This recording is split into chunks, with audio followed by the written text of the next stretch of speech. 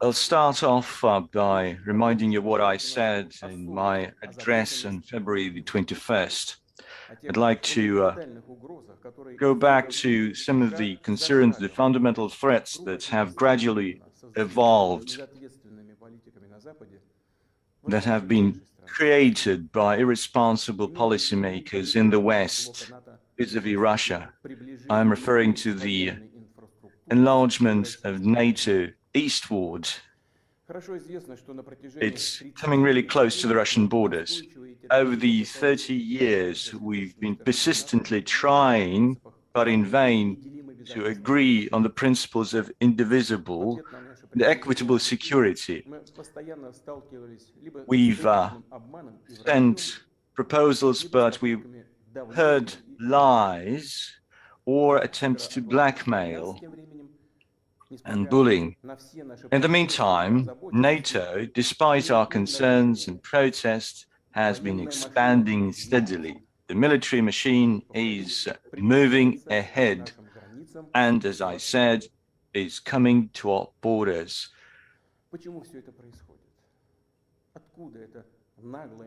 Why is it happening?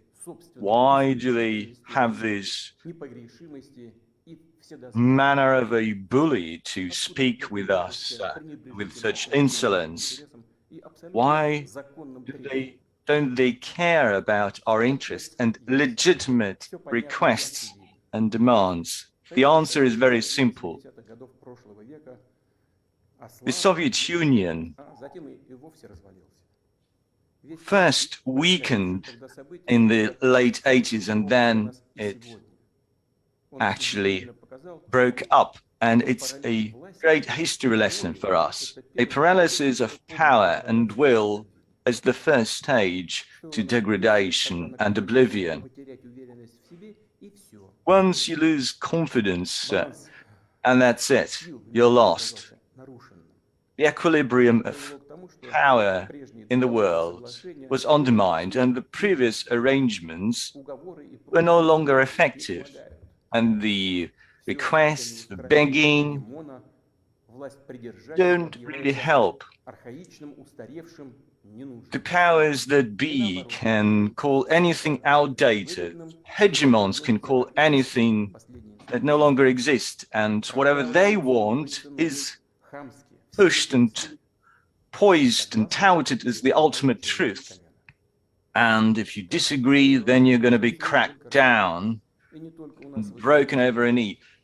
Well, what I was saying just now concerns not just Russia. It actually is true for the entire system of international relations, and very often it does apply to US allies. Following the collapse of the Soviet Union, a redivision of the world began, and international law and key rules were adopted following World War II and certified the outcomes of World War II, stood in the way of those who call themselves the winners in the Cold War. In our practical life, in international relations, well, we could have also taken account of the changes in the world and the new balance, but we had to do it in a patient way with due respect to the interests of all the nations. And you also have to be aware of your responsibility. However, that did not happen. The euphoria of your ultimate superiority, that's a kind of a contemporary absolutism. And given the overall low cultural level, and they, pushed and pressurized for promoting their own decisions. And so we saw a different scenario playing out. There are a lot of examples. First, they held a bloody military operation against Belgrade without any UN authorizations. They used missiles and air force right in the heart of Europe. Several weeks they bombed cities, civilian infrastructure, essential infrastructure. I'd just like to remind our Western counterparts of these facts. They don't want to be reminded. And when we bring it up, they prefer not to rely on international law. They just try to cite the circumstances that they could interpret in the way they like. Then came Iraq, Libya, Syria, illegitimate use of power against Libya, the misinterpretation, abuse of the UN Security Council decisions led to the complete collapse of the state, and there's a hotbed of international terrorism there. The country is now plunged into a humanitarian catastrophe, and the multi-year civil war is still ongoing. Hundreds of thousands, millions of people are now in a dangerous situation, and we saw massive migration flows from North Africa. Same scenario was prepared for Syria. Military action by the US-led coalition without the authorization of the UN Security Council resolution and the consent of Syrian authorities is an aggression, basically. And the invasion of Iraq, is a standalone case. Again, there was no legal justification. They said that there is some highly likely information that Iraq has weapons of mass destruction. And as for evidence, US Secretary of State showed some vial with white powder to the entire world, trying to convince the world that this is the weapons of mass destruction that were developed in Iraq. But it turned out it's a fake. There was no weapons of mass destruction in Iraq. Incredible. So these were lies at the top state level, from the top pedestal from the top rostrum in the UN. And then that led to an outbreak of terrorism. I have an impression that whenever and wherever you have the West coming in, you just have those tragedies and hotbeds of terrorism and extremism. And what I mentioned are the most glaring examples, but not the only ones when international law is undermined. And again, they promised not to move NATO not an inch to the east, and they just cheated on us. They just framed us, they set us up, they let us down. You often hear that politics is a dirty business. Well, but not to such an extent. Come on, give us a break. And such attitude runs counter to international law, to morale. What about justice? What about the truth? You can only see blatant lies and hypocrisy. And US policymakers, journalists, think tankers say that in the past years, there's an empire of lies in the US. Well, I can only agree with that. That's true. But the US is a great country. It's a systemic power. All of its satellite nations, its proxies, sing along, and they copy its behavior, and they happily borrow the rules that are imposed on them. So you can safely say that the entire Western bloc, shaped by the US, according to its design, is entirely the empire of lies. As for Russia, following the Soviet Union, given the unprecedented openness of contemporary Russia and its readiness to work with the US and other Western partners and unilateral disarmament, they tried to destroy us, to give us the headshot. That was happened in the 1990s and in the early noughties, when the so-called collective West was very active in supporting, nurturing terrorism and gangs of violent extremists in Russia, in the south of Russia. And we had to go through a lot of turbulent events before we broke down the backbone of international terrorism in the Caucasus. We will never forget about it. There have been attempts to use Russia in their own interest, to destroy our traditional values and to impose their own pseudo-values, which would destroy which would be a ticking bomb for the Russian nation within the same principles they want to impose on themselves that they lead to degradation because they run counter to the nature to human nature. And that won't happen. No one in history has been able to do that, and they won't succeed in doing this. But in December 2022, we reached out to the US and their allies to agree on the security principles in Europe and on the attempt to avert any NATO expansion to the east. But it's all in vain. The US doesn't want to agree with us on the key principles, on the key concerns. In pursuing their goals, they don't show any respect to our concerns and interests.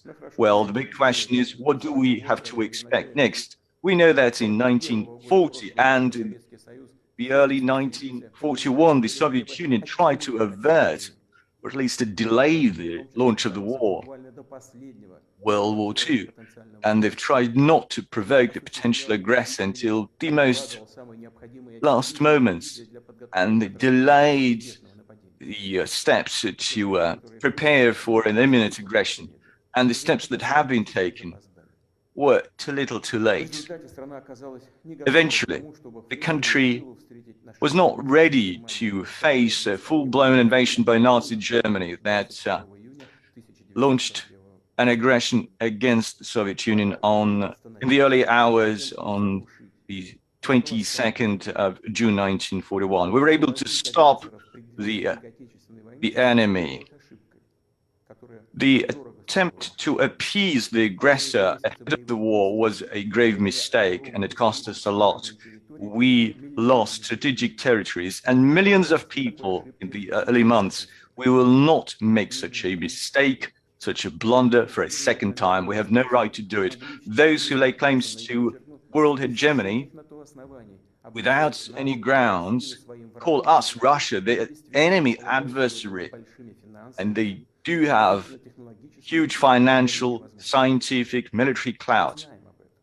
We are aware of this, and we objectively assess the threats against us in the economy.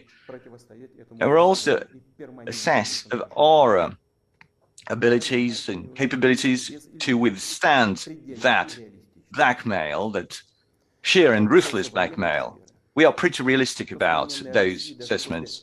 As for the military, even following the collapse of the Soviet Union and the loss of a lot of capacity, Russia is one of the most powerful nuclear countries around the world, and it has certain advantages in terms of some new innovative weapons. And in this regard, no one should have any doubts that any direct attack against Russia would lead to any dangerous circumstances for any potential aggressor and to their defeat. Military technology is evolving very fast. Now, if we allow any deployment of military systems near our borders, well, these systems will stay there for decades, and they will create an absolutely unacceptable threat. As NATO is moving to the east, the security for Russia is getting more and more dangerous. And NATO has been saying that they need to bring its infrastructure to Russia as fast as possible. So they've been toughening up their talk. We can't just sit idly by. It would be completely irresponsible for us. Further deployment of NATO infrastructure and the deployment of weapons in Ukraine is unacceptable. Definitely, NATO is the tool in foreign policy of the US. On our historic lands, we have anti-Russian systems, anti-Russian forces. They receive NATO military weapons, the latest cutting-edge weapons. And the US and its allies are pursuing the containment policy for Russia. And for us, it's an existential threat. Die or live. It's about the destiny of us as a nation. It's no exaggeration. It's a real threat to our interests and to our very existence, to our sovereignty, to the existence of our state. That's the red line that I've mentioned earlier very often. And they've crossed that line. In this regard, now on the Donbas, what we're seeing is that the forces that led a coup d'etat in 2014 have captured power, and they've been preserving it through some declarative procedures. They don't want to see any peaceful resolution in the Donbas. For 8 years, long 8 years, we've done everything to address the situation through peaceful political forces. It's all been in vain. Now, as I said in my previous address, we cannot just sit idly by and watch the tragedy unfolding. We cannot just be patient. We had to stop that nightmare genocide against millions of people who pinned their hopes entirely on Russia, on us. These aspirations, the pain of the people, have been the key motive behind the decision to recognize the People's Republics in the Donbas. What should we highlight? Leading NATO countries have supported extreme nationalists and neo-Nazi pursuing their goals. And those forces in Ukraine will never forgive Crimeans for their free choice, and they will push for Crimea, and just like they did in the Donbas, they will push for a war there. Just like the Hitlerites' bands in Ukraine killed local people in World War II, and they also laid claims to some other Russian territories. The intelligence we receive is that a clash against these Nazi forces is inevitable. It's just a matter of time. They are biding their time.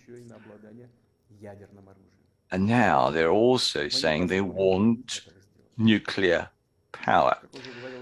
They want nuclear weapons. We will not let them do it. As I said, Russia accepted new geopolitical realities following the collapse of the Soviet Union. We will respect any new nations in the post-Soviet territory. We will respect their territory, and we do respect it. And one of the examples is the assistance we extended to Kazakhstan that faced a tragic situation and a challenge to its territorial sovereignty, integrity and sovereignty. Russia cannot exist having a permanent threat coming from modern Ukraine.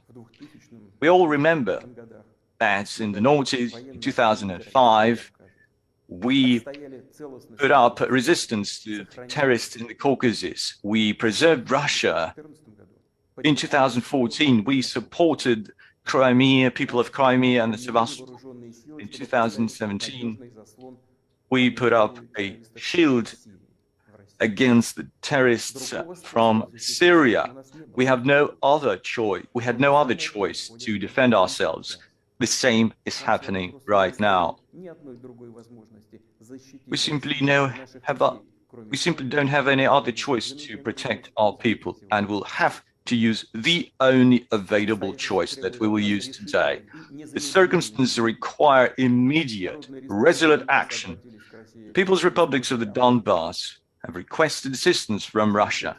In this regard, in line with Article 51.7 of the UN Charter, with the authorization of the Parliament of Russia, and in exercising the Treaty on Friendship and Mutual Assistance with the Donetsk People's Republics and the Lugansk People's Republics, I've taken the decision to conduct a special military operation. Its purpose is to protect people who have been subject to abuse and genocide by the Kiev regime for 8 years. And to do this, we will strive to demilitarize and denazify Ukraine, and also bring to justice those who have committed numerous bloody crimes against civilians, including citizens of the Russian Federation. We don't have any plans to occupy Ukrainian territories. We don't want to force anything on anyone. But we've heard claims in the West that the documents signed by the Soviet totalitarian regime about the outcomes of World War II should not be actually implemented. Well, what can I say to that? The outcomes of World War II, just like the tragedy and the losses and casualties by the Soviet Union, is a sacred thing. And that doesn't run counter to the sacred rights, human rights, based on the realities that we have. Again, every nation has a right to self-determination, like it's outlined in Article 1 of the UN Charter. People who lived in Ukraine have never been asked of how they want to set up their country, to live in their country. And we have the right to shape our own future and the right for our posterity. And we want to have the same rights for every person who lives in modern Ukraine. And I'd like to address the people of Ukraine. In 2014, Russia had to protect the people of Crimea and Sevastopol from those who you call themselves neo-Nazi. Crimeans wanted to stay with their historical homeland, Russia, and we supported that. We couldn't have done otherwise. What we're seeing today is not to undermine the interests of Ukrainians. We want to protect Russia against those who've taken Ukraine hostage and tried to use it as a proxy against Russia and our nation. Repeat, what we do is self-defense against the threats that are being created against us and against an even higher tragedy than the one happening right now. It might be really hard for you, but please understand us. Let's work together to turn over this tragic page as soon as possible and move ahead together, not to allow anyone to intervene in our relations, and to work together in a way so that would be an opportunity to overcome any issues. And despite any state borders, it would still help us to be stronger. I believe in this future.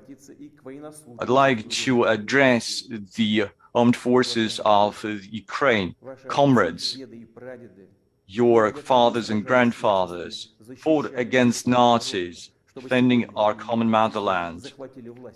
This is why I don't think you like that neo-Nazis captured the power, and you pledged your oath of allegiance to the Ukrainian nation and not to the junta, the illegitimate junta. Don't follow its criminal orders. Please lay down your weapons and go home. I call on you to do that. All the Ukrainian soldiers that will do that will be able to leave the military zones and go back to their families without any barriers. Again, any responsibility on the bloodshed will lay entirely on the conscience of the Kiev regime. Now, a few important, very important words for those who may be tempted to interfere in the events taking place from the outside. Whoever tries to interfere with us, let alone create threats for our country, for our nation, must know that Russia's response will be immediate, and it will lead you to such consequences that you've never faced before in your history. We are prepared for any development. All the necessary decisions have been taken. I hope my call will be heard. Fellow Russians, well-being, existence of nations, their success and viability always rely in culture and values, the traditions and experience of their predecessors, and they depend on the resilience and the ability to adapt, to consolidate, to mobilize the forces to move forward. You always need strength, but this kind of strength could be of different nature. As I said, the US is an empire of lies, and they have a very direct, blunt force. And we often say in Russia, yes, you have the force, but you don't have the brain. Well, we need to rely on justice and truth that is on our side. And if that's so, then we have to agree that the strength and the readiness to fight are the backbone of independence and sovereignty. They are the foundation that you can build your future on, your home, your family, and your homeland. Fellow Russians, I'm positive that soldiers and officers of the Russian armed forces devoted to the country will perform their duty professionally and courageously. I have no doubt as all the levels of power will work like clockwork.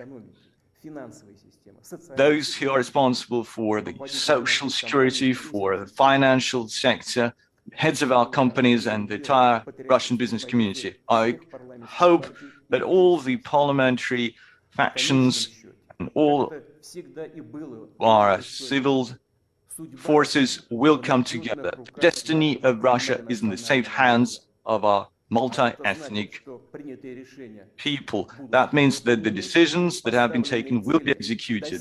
The goals achieved, security of our homeland guaranteed and ensured. I hope that you will support this decision.